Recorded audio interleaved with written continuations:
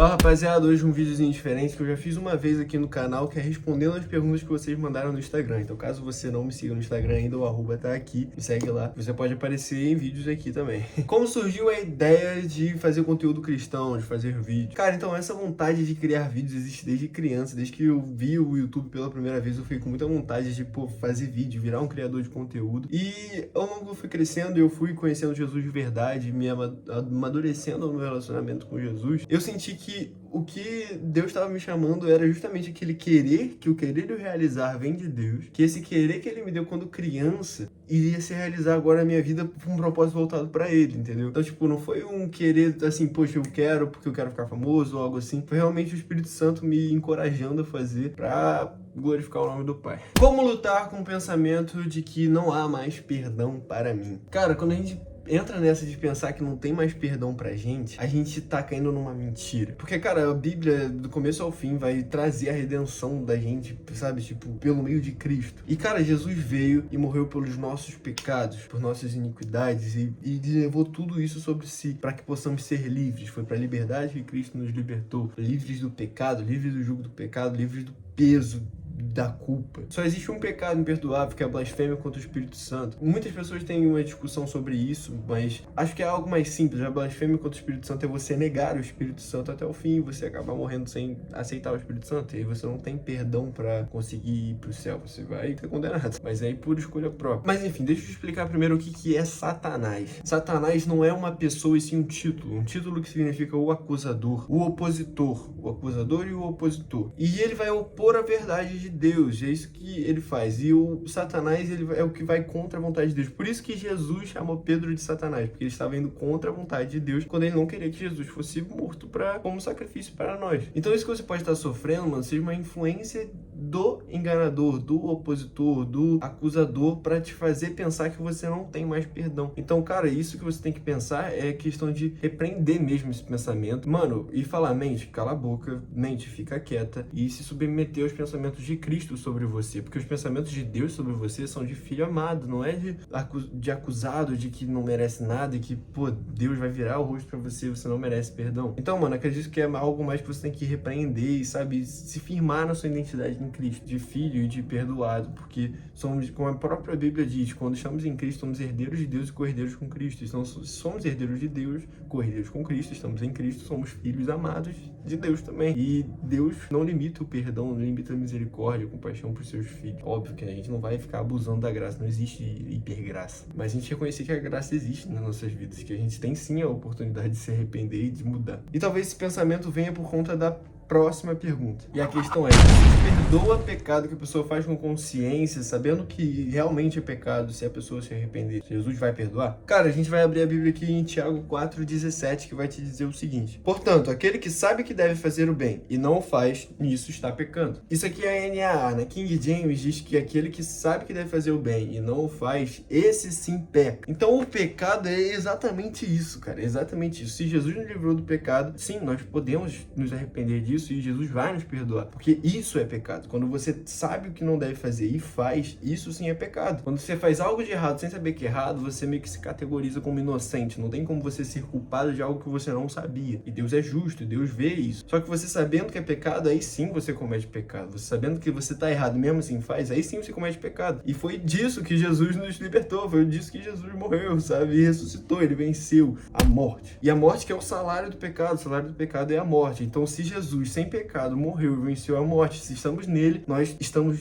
em alguém que é sem pecados. Então a gente se livra disso, a gente é perdoado sim disso. A palavra crente e cristão pode ser usada para tanto católico quanto evangélico, certo? Cara, vamos lá. Primeiro a gente tem que entender o que é cristão, o que é crente. Cristão foi usado pela primeira vez, foi mencionado pela primeira vez em Atos, se eu não me engano, Atos 11, que as pessoas chamavam os seguidores de Cristo de cristão com um olhar de deboche, porque tipo, estão seguindo um homem morto, estão seguindo, pô, um nazareno, porque antes eles eram chamados de seguidores do caminho, porque o caminho, a verdade e a vida, ou nazarenos. Também tinha algumas outras coisas também mais pesadas, mas cristãos inicialmente é chamado como uma ofensa, mas os cristãos tomaram isso para si, os discípulos tomaram isso para si com uma alegria. Sim, eu sou cristão, eu sigo os caminhos de Cristo. E crente, Tiago 2,19, isso que eu lembro. E crente é aquele que crê, aquele que acredita que existe o único Deus. E Tiago 2,9 vai nos dizer o seguinte: você crê que Deus é um só, faz muito bem. Até os demônios creem e tremem. Então você ser crente não significa nada, você está fazendo o mínimo. Até os demônios estão nessa de crente. E os cristãos são aqueles que seguem os caminhos de Cristo, de fato, que realmente estão vivendo uma vida com Cristo. Então se existe uma pessoa que se diz cristão, mas não segue os caminhos de Cristo, não segue aquilo que ele falou, não acredita na palavra dele e não acredita que Cristo é Deus, porque, cara, isso aqui é a palavra de Deus, completa, sem mais e sem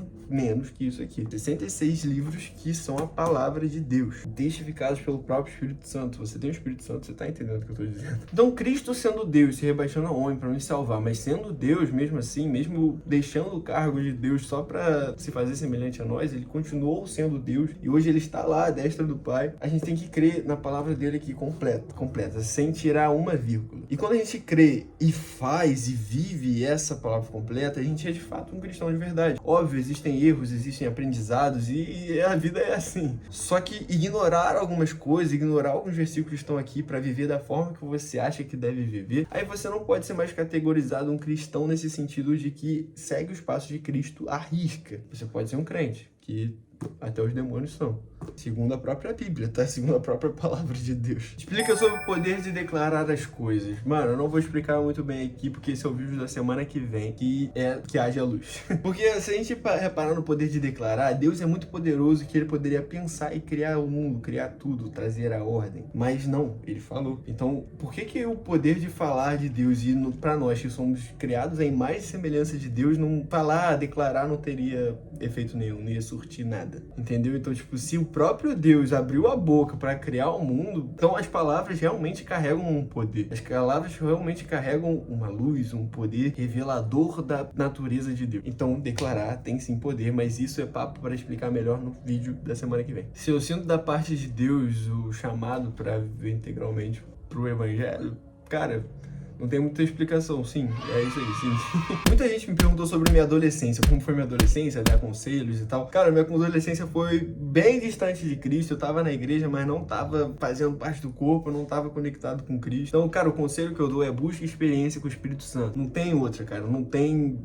uma estratégia, não tem algo pensado pra você, conseguir fugir dos prazeres do mundo, conseguir fugir das besteiras faladas na escola, faladas entre amigos, entre colegas. Cara, experiência com o Espírito Santo. Tenha intimidade, não experiências passageiras, experiências vivas e cotidianas com o Espírito Santo. Ele vai te guiar a você viver uma vida com Cristo, a você fazer como dizem em Colossenses 3, 23 e 24. Fazer tudo com excelência como se fizesse pro Senhor. Quando a gente entra nesse lugar de intimidade, a gente consegue fazer tudo e, o nosso dia a dia, independente da idade, criança, adulto, velho ou adolescente, que é uma idade que muita gente critica, cara, você vai fazer pro Senhor, você vai viver pro Senhor, então não vai ter erro, vai ser, cara, perfeito. Você estiver vivendo a vontade de Deus, você vai viver a boa, perfeita, agradável vontade de Deus. Agora você entrar nesse lugar, a vontade de Deus, e você viver rotineiramente isso, sabe? Na minha adolescência, pra ser sincero, eu não estava nesse lugar da vontade de Deus, da presença de Deus. Eu vivia de momento, realmente de momentos. Praticamente uma vez por ano eu tinha um contato com Deus ali, genuíno, por conta de um acampamento da igreja, até o momento que eu não aguentei mais e, poxa, eu pedi socorro pra Deus. Eu primeiro não pedi perdão, eu pedi socorro pra Deus. E ele veio. Aqui no meu quarto, de madrugada, sozinho, eu pedi socorro. E Deus veio e foi algo que realmente mudou minha vida. Isso vai fazer 3 anos já e depois disso nunca mais fui o mesmo.